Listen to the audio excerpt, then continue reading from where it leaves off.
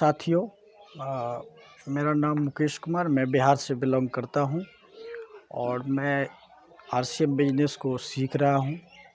और मैं आज आप लोगों के बीच जो है आरसीएम बिजनेस का जो है सिस्टम का आन बान शान मार्केटिंग प्लान होता है, मैं आप लोगों को थोड़ा सा दिखाने का प्रयास करूंगा। तो मैं शुरू कर रहा हूं।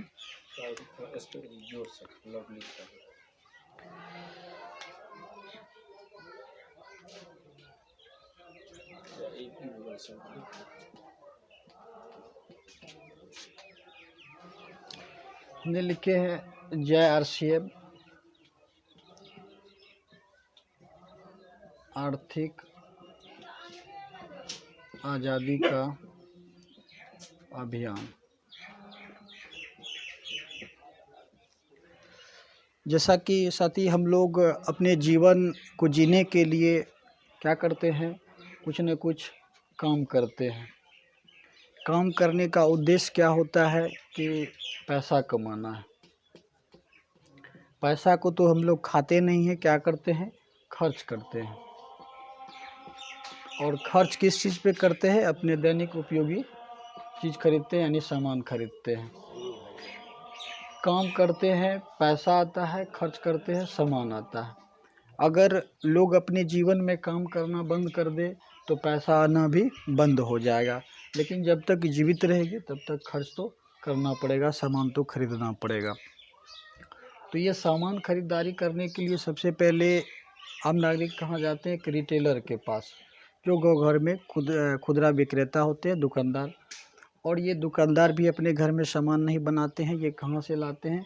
एक होलसेल वाले से लाते हैं। ये होलसेल वाले भी अपने घर में सामान नहीं तैयार करते हैं, ये कहाँ से लाते हैं? एक डिस्ट्रीब्यूटर से लाते हैं। और ये डिस्ट्रीब्यूटर भी अपने घर में सामान नहीं बनाते हैं, ये लाते हैं C&F एजेंट से। कैरिंग एंड फॉरवर्डिंग राज्य स्तरीय एजेंट होता है, और ये डायरेक्ट फैक्ट्री से सामान लाते हैं, यानी कि कंपनी से सामान लाते हैं। और जब हम रिटेलर के पास ख़रीदारी करने जाते हैं तो वहाँ क्या कहलाते हैं? कस्टमर। इंग्लिश शब्द कस्टमर होता है और हिंदी में ग्राहक बोलते हैं। तो फैक्ट्री में यानी कंपनी में कोई भी सामान 50% विथ बेनिफिट के साथ तैयार करती है कंपनी, और यहाँ रिटेलर के पास कस्टमर जो है 100% MRP में ख़रीदारी करते हैं। यानी कि 50 का सामान 100 में ख़रीदना पड़ता है। और आम नागरिकों को पता कैसे चलता है? तो कंपनी इसके लिए एडवर्टाइज कराती है, यानी कि विज्ञापन कराती है। और आम नागरिक जो है वो टीवी पे देखते हैं, मोबाइल पे देखते हैं, जाके रिटेलर के पास ख़रीदारी करते हैं।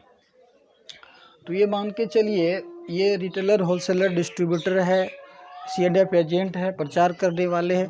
क्या ये लोग फ्री में काम करते हैं? नहीं, ये लोग भी कुछ अपने बेनिफिट के लिए काम करते हैं।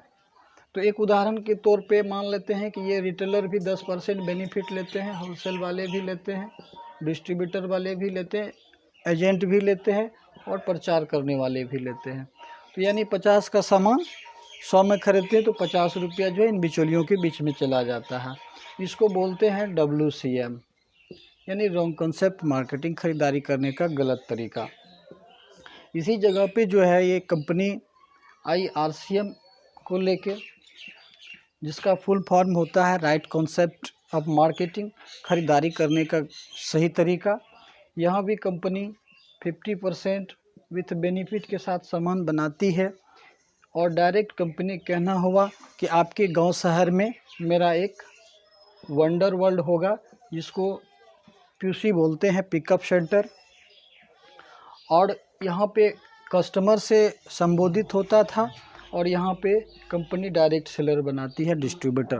कंपनी जो वंडर वर्ल्ड तक सामान पहुँचाएगी, कंपनी कहना हुआ कि 5 रुपया हम ट्रांसपोर्टिंग चार्ज लेंगे, यानी पहुँचाने का चार्ज लेंगे।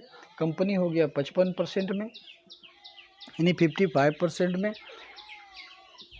और दुकान पे यहाँ चेंज कर देते हैं। तो एक उदाहरण के तौर पर यहाँ भी 100% में ख़रीदारी करते हैं। अगर 100 में 55% अगर माइनस करते हैं, यानी घटा देते हैं, बचता है 45%। ये 45% जो बचता है इस कंपनी के पास, कंपनी कहना हुआ ये मेरा पैसा नहीं है, ये आम नागरिक का पैसा है, क्योंकि हम तो 55% में बेनिफिट के साथ खुश हैं। तो ये 45% जो ये बिचौलियों के बीच में बंटता था, यही पैसा एक आम डिस्ट्रीब्यूटर के खाते में कंपनी भेजने का काम करती है। तो ये अगर 45% अपने देश के नागरिक लेने के लिए तैयार हो जाए तो हम लोगों को आर्थिक आज़ादी मिल सकता है।